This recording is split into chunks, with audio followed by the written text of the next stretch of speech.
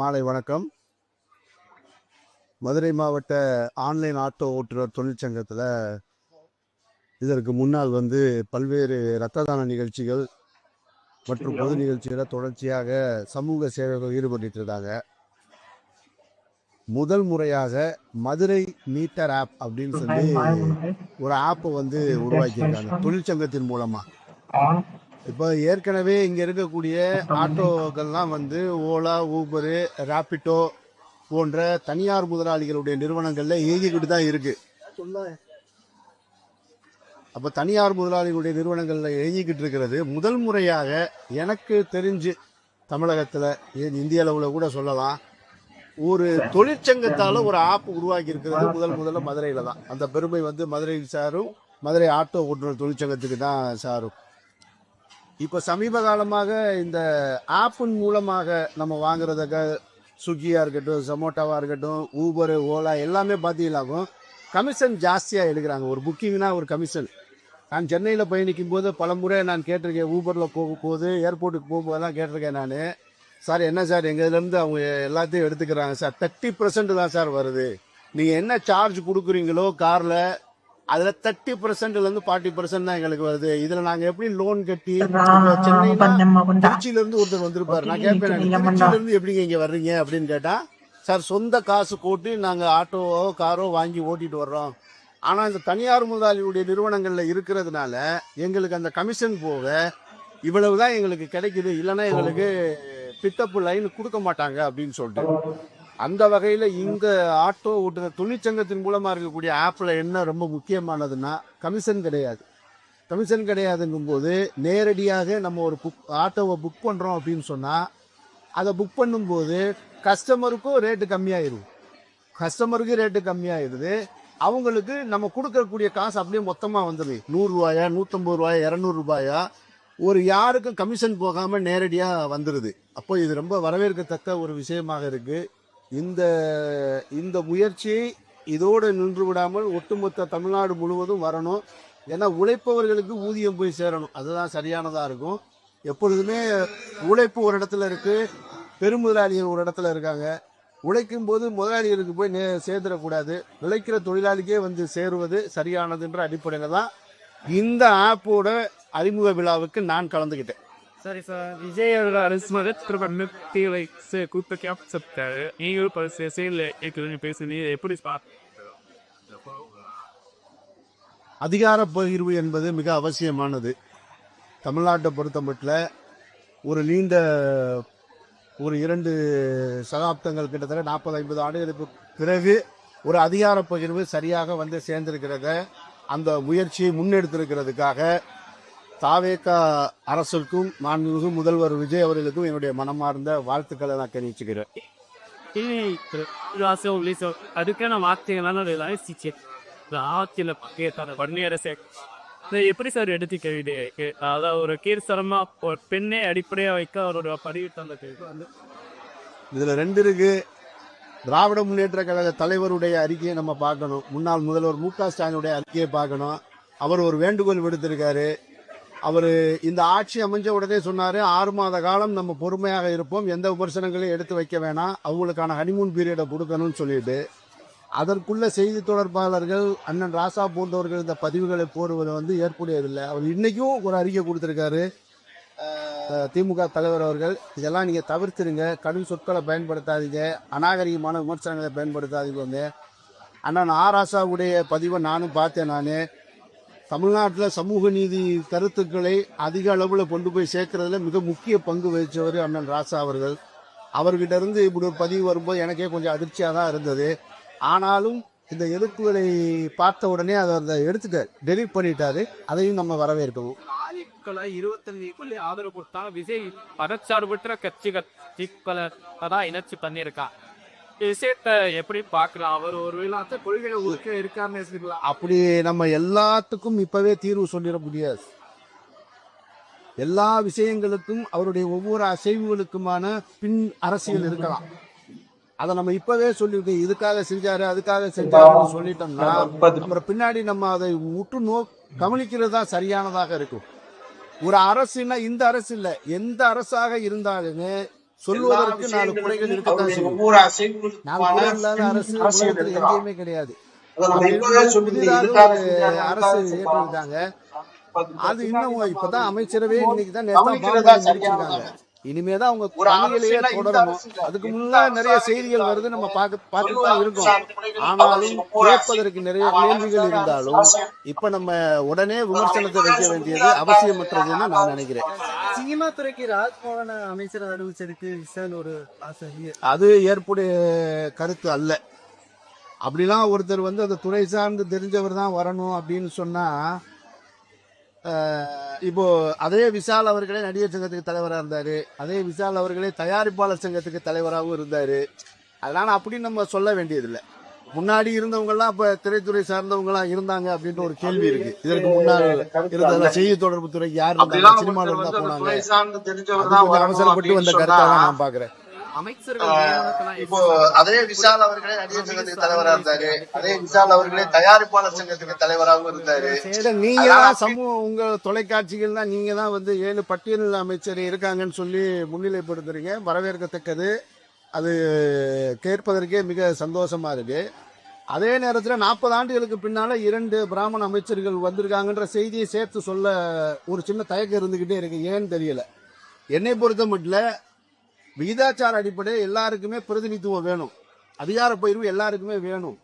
2% அடிப்படையில் குறைவா இருக்கக்கூடியவங்களுக்கு 2 அமைச்சர் கொடுத்துருக்காங்க. 13% மேல இருக்க இஸ்லாமியர்களுக்கு ஒரே ஒரு அமைச்சர் தான் கொடுத்துருக்காங்க.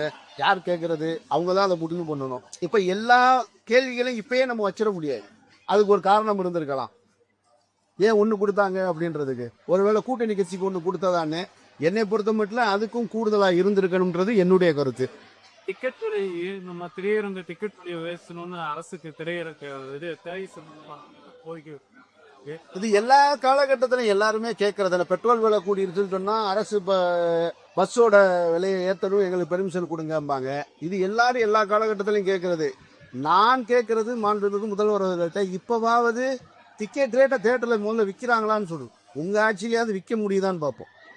ஒரு புதுப்படம் வரும்போது 500 ரூபாய் 1000 ரூபான்னு இல்லாம டிக்கெட் ரேட்டு கொடுத்தாலே போதுப்பாங்க அப்படின்றது என்னுடைய கருத்து. இப்போ ராசாபாதிக்கு காங்கிரஸ் வந்து கடுமையா கண்டனம் தெரிவிக்குது. எப்படின்னா 2G இருந்து உங்களை காப்பாற்றுறதே நாங்க தான்.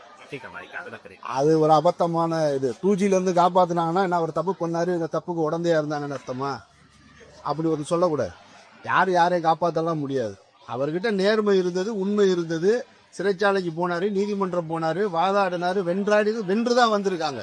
அப்ப காப்பாத்தணும்னு சொன்னா அப்ப கள்ளத்தனத்துக்கு உடந்தையா இருந்தாங்கன்னு அர்த்தமா? இதெல்லாம் கூட்டணியில இருக்கும்போது ஒரு பேச்சு பேசுறது, கூட்டணியை விட்டு விலகும் போது ஒரு பேச்சு பேசுறது, இதெல்லாம் பக்குவமற்ற அரசியலா நான் பாக்குறேன். அப்புறம் இன்னைக்கு இளைஞர்கள் நான் அரசியலை நல்லா கவனிக்க ஆரம்பிச்சிட்டாங்க. அதனால மூத்தவர்கள் கொஞ்சம் நிதானிச்சு யோசிச்சு பேசணும். இன்னும் நீங்க பழைய காலத்து அரசியலே பேசிக்கிட்டே இருக்கக்கூடாது. கூட்டணியில் இருக்கும்போது நாங்க தான் எல்லாம் ஒண்ணுன்னு சொல்றது, கூட்டணியை விட்டு விலகின உடனே நிறைய தப்பு சொல்றது.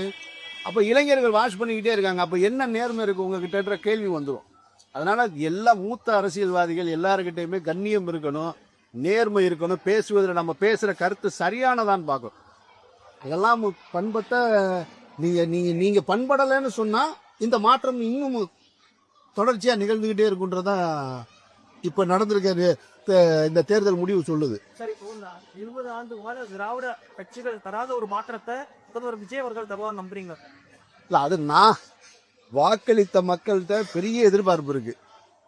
வாக்களித்த மக்கள்கிட்ட மாற்றம்னு வேணும்ன்ற எனக்கு வந்து மாற்றம்னா எது மாற்றம்? ஆட்சி மாற்றமா, முதல்வர் மாற்றமா?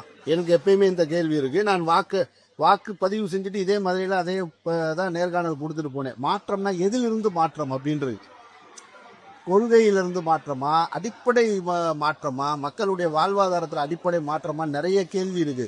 ஒரு அதிகார மாற்றமோ ஒரு ஆள் மாறாட்டமோ கட்சி மாறுவதிலே மாற்றம் இல்லை. அப்ப மாற்றம்னு எதிர்பார்த்து வாக்களித்த மக்களுக்கு நிறைய எதிர்பார்ப்பு இருக்கு. வாக்குகளை அதிகமாக வாக்களித்திருக்கு, அதாவது நிறைய வாக்குறுதிகளை கொடுத்த அரசு இன்னைக்கு ஆட்சியில் இருக்கு. அப்ப அதனால இதை மீட் அவுட் பண்றது, ரெண்டையும் சேர்க்கிறது ஒரு பெரும் கடினமான ஒரு விஷயம். அதை நம்ம இப்பவே வந்து உடனே இந்த அரசை பார்த்து குறை சொல்வது எனக்கு ஏற்புடையதல்ல. நம்ம காத்திருக்கணும்.